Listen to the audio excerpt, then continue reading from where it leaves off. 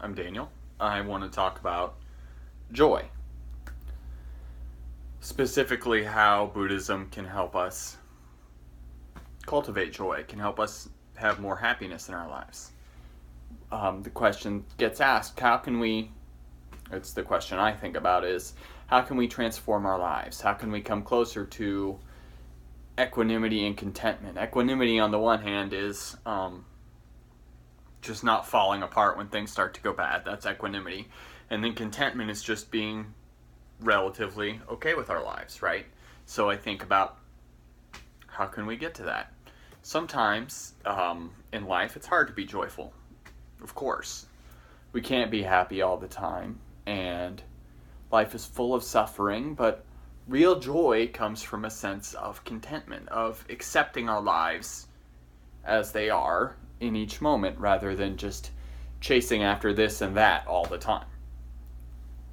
And the truth is, sometimes when bad things happen, we stick to them like glue. One bad thing can happen during our day, and we can just hold on to it like this all day. And we can even do that for several days, and it can continue to affect us for a really long time. Sometimes a really long time after the situation is over. And sometimes if we reflect on how long we hold on to things, we can think, man, that's absurd how long that is, right? So how do we commit to a joy practice? We should set a daily intention and remind ourselves to be open to joy. We can start our day with an affirmation.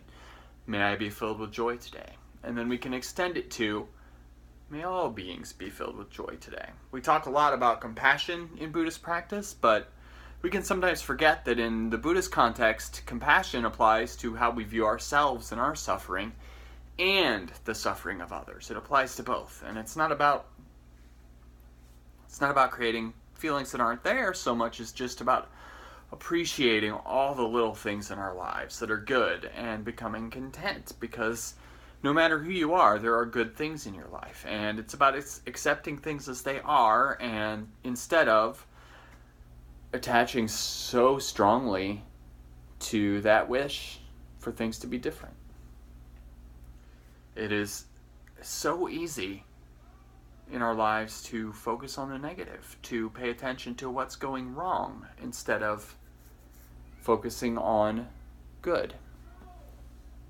And a sense of sympathetic joy also helps. That's being happy for other people when they have good experiences. It's a feeling of joy we experience when something good happens to another person. We have to set our intentions to do that as well.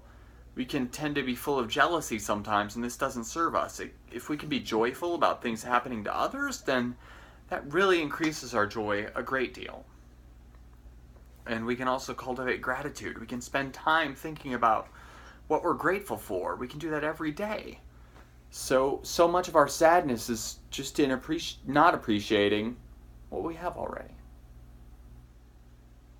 I hope this talk's been helpful. Thank you for watching.